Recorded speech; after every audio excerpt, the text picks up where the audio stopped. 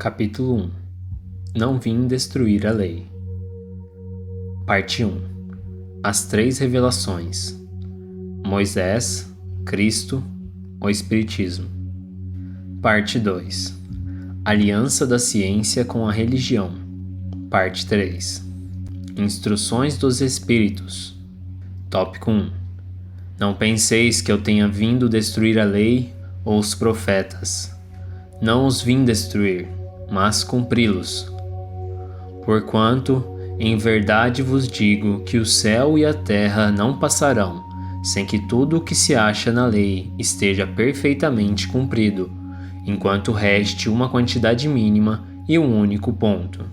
Essa passagem está na Bíblia de São Mateus, capítulo 5, versículo 17 e 18. Moisés. Tópico 2. Na lei mosaica há duas partes distintas: a lei de Deus, revelada no Monte Sinai, e a lei civil ou disciplinar, decretada por Moisés. Uma é invariável, a outra, apropriada aos costumes e ao costume do povo, se modifica com o tempo. A lei de Deus está formulada nos 10 mandamentos seguintes. Primeiro mandamento: Eu sou o Senhor, vosso Deus, que vos tirei do Egito, da casa da servidão. Não tereis diante de mim outros deuses estrangeiros. Não fareis imagem esculpida, nem figura alguma do que está em cima do céu, nem embaixo da terra, nem do que quer que esteja nas águas sob a terra. Não adorareis e não lhes prestareis culto soberano. Segundo mandamento: Não pronunciareis em vão o nome do Senhor, vosso Deus. Terceiro mandamento: Lembrai-vos de santificar o dia do sábado.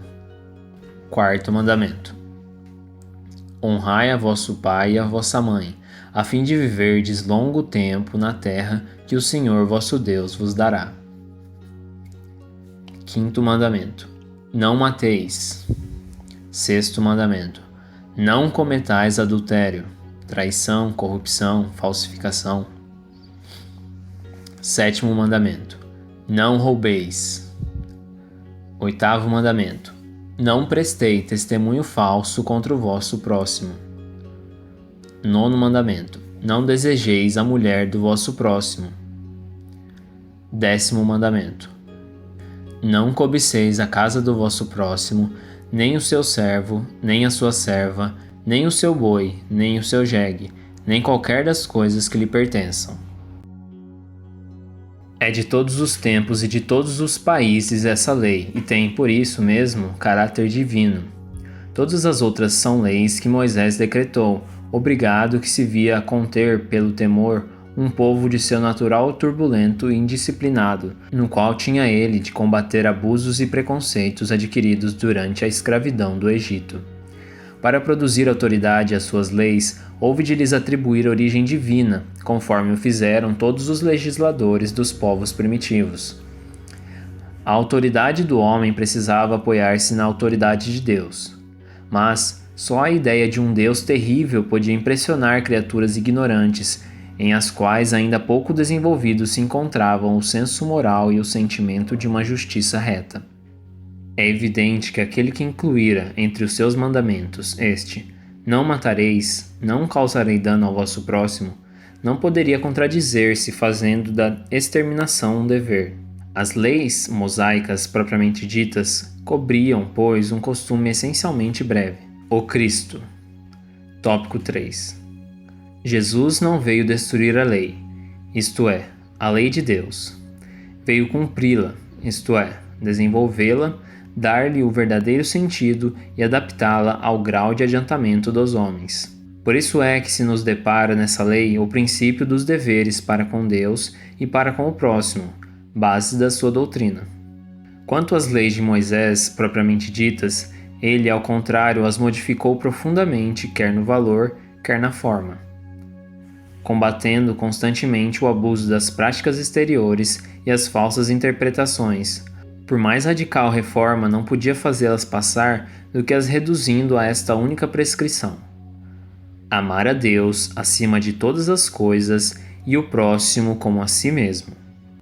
E acrescentando: aí estão a lei toda e os profetas. Por estas palavras, o céu e a terra não passarão sem que tudo esteja comprimido até o último iota. Quis dizer Jesus ser necessário que a lei de Deus tivesse cumprimento integral, isto é, fosse praticada na terra inteira, em toda a sua pureza, com todas as suas ampliações e consequências. Efetivamente, de que serviria haver sido revelada aquela lei se ela devesse constituir privilégio de alguns homens, ou sequer de um único povo? Sendo filhos de Deus todos os homens, todos sem diferenciação, são componente da mesma aplicação. Tópico 4.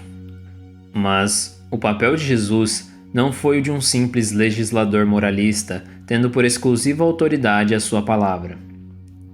Cabia-lhe dar cumprimento às profecias que lhe anunciaram o aparecimento. A autoridade lhe vinha da natureza excepcional do seu espírito e da sua missão divina. Ele viera ensinar aos homens que a verdadeira vida não é a que passa na terra, e sim a que é vivida no reino dos céus. Viera ensinar-lhes o caminho que a esse reino conduz, os meios de eles se reconciliarem com Deus e de pressentirem esses meios na marcha das coisas por vir, para a realização dos destinos humanos. Entretanto, não disse tudo, limitando-se a respeito a muitos pontos a lançar a semente das verdades que, segundo ele próprio declarou, ainda não podiam ser compreendidas. Falou de tudo, mas em termos mais ou menos escondidos.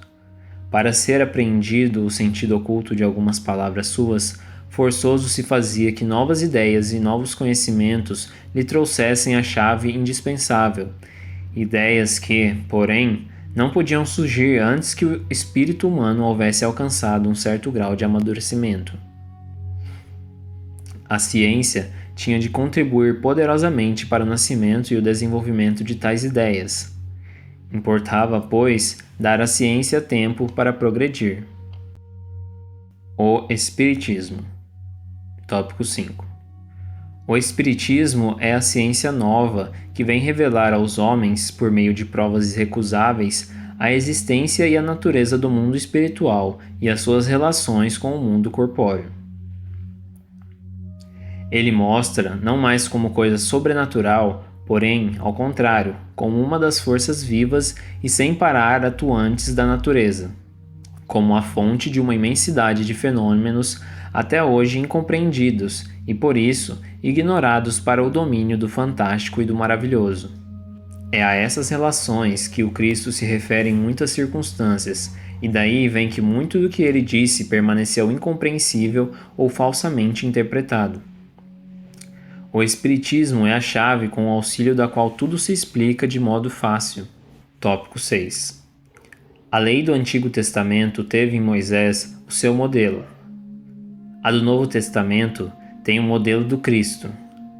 O Espiritismo é a terceira revelação da lei de Deus, mas não tem um modelo e nenhuma individualidade, porque é fruto do ensino dado não por um homem, sim pelos Espíritos, que são as vozes do céu em todos os pontos da terra, com o concurso de uma multidão inumerável de intermediários. É, de certa maneira, um ser coletivo formado pelo conjunto dos seres do mundo espiritual, cada um dos quais traz o tributo de suas luzes aos homens, para lhes tornar conhecido esse mundo e a sorte que os espera. Tópico 7. Assim como Cristo disse, não vim destruir a lei, porém cumpri-la. Também o Espiritismo diz, não venho destruir a lei cristã, mas dar-lhe execução. Nada ensina em contrário ao que ensinou Cristo, mas desenvolve, completa e explica, em termos claros e para toda a gente, o que foi dito apenas sob forma figurada. Vem cumprir, nos tempos profetizados, o que o Cristo anunciou e preparar a realização das coisas futuras. Ele é, pois, obra do Cristo, que direciona, conforme igualmente o anunciou, a regeneração que se opera e prepara o reino de Deus na terra. Você gosta de ler? Gostaria de estudar mais sobre espiritualidade? Você gosta de conhecimento gratuito?